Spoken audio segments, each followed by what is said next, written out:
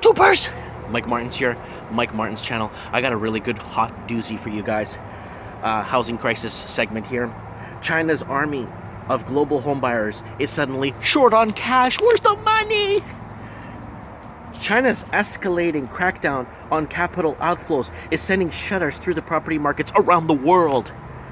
You ready? You feeling the shake, people? In London, Chinese citizens who clamored to purchase flats at the city's tallest apartments tower 3 months ago are now struggling to transfer their down payments in Silicon Valley. Keller Williams Realty said inquiries from China have slumped since the start of the year, and in Sydney, developers are facing big problems as Chinese buyers pull back, according to consultancy from a bias point. What is going on, people? Everything changed, and it has become more difficult to send money offshore, said Coco Tan, a broker associate Keller Williams in Cupertino, California.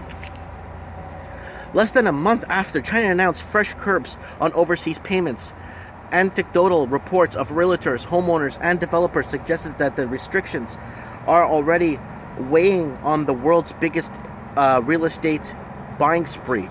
While no one expects Chinese to disappear anytime soon, the clampdown is deteriorating first-time buyers who lack offshore assets to expertise skirt together capital controls. It's difficult. I'm out. Mr. Xing Zhang, 66, retired civil servant in Shanghai, who declined to give his first name to avoid attracting regulatory scrutiny.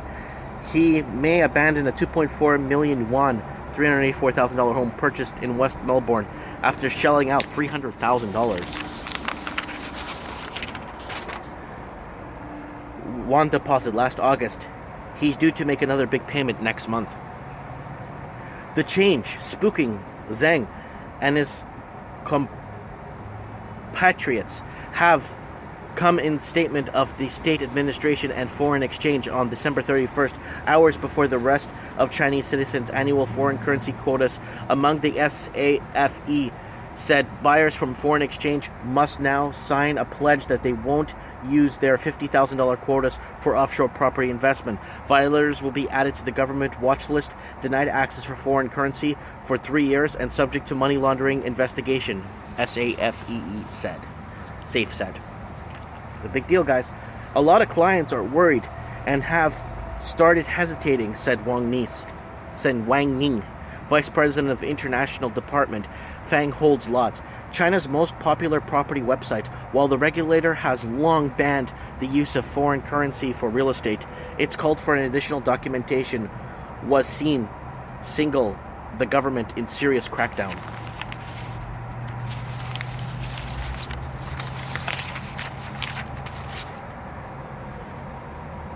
At the Spire in London, the 67-story tower with sweeping views of the River Thames and flats starting at £595,000, $751,000 prospective dollars.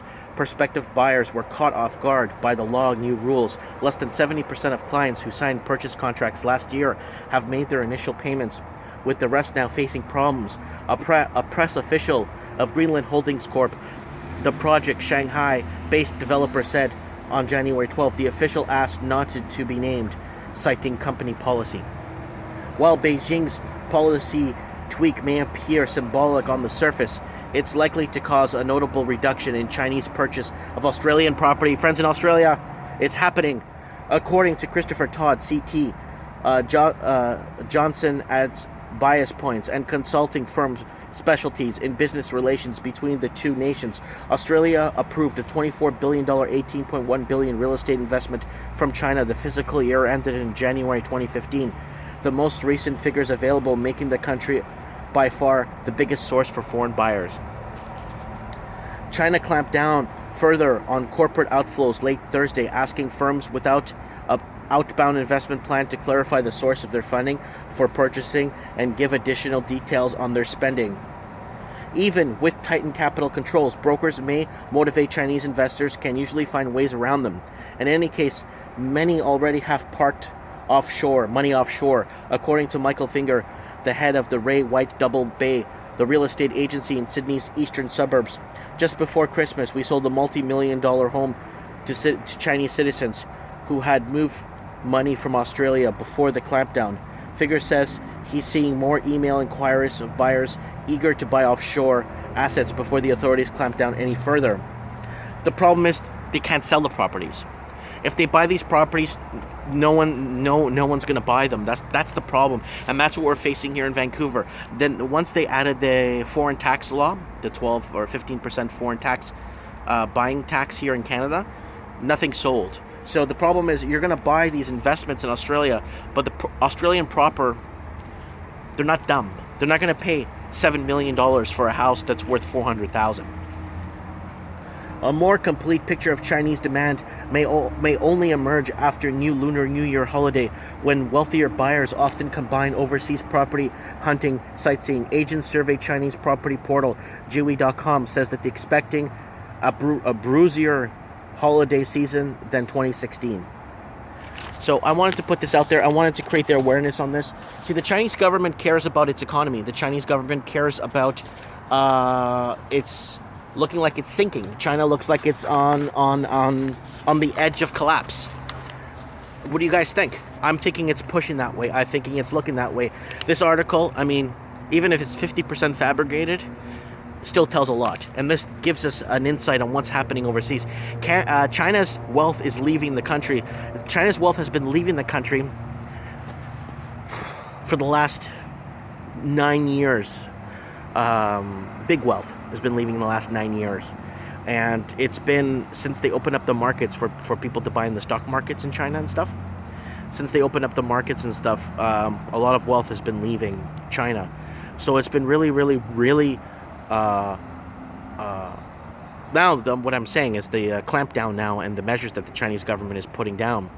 So it's not a big conspiracy, but the Chinese government to do this. It's people trying to get out of China and parking their money overseas to make it safe. But now the Chinese government now is clamping down and protecting its interests for its countries. Because imagine every Canadian was pulling its money out and buying something overseas. The Canadian government will be in here so quick in a heartbeat to shut that down. You know what I'm saying? Once the wealth leaves. Like any country, once it starts losing billions and billions upon yearly in wealth. You know, I think it's up in the trillions, to be honest with you, combined wealth that left China. Anyways, guys, let me know what you guys think. This looks like it's over. It might be over. It might be over and done. Let me know what you guys think. And playing on this side of the court, it looks like it's going to be... I think things are going to change. Let's see what happens.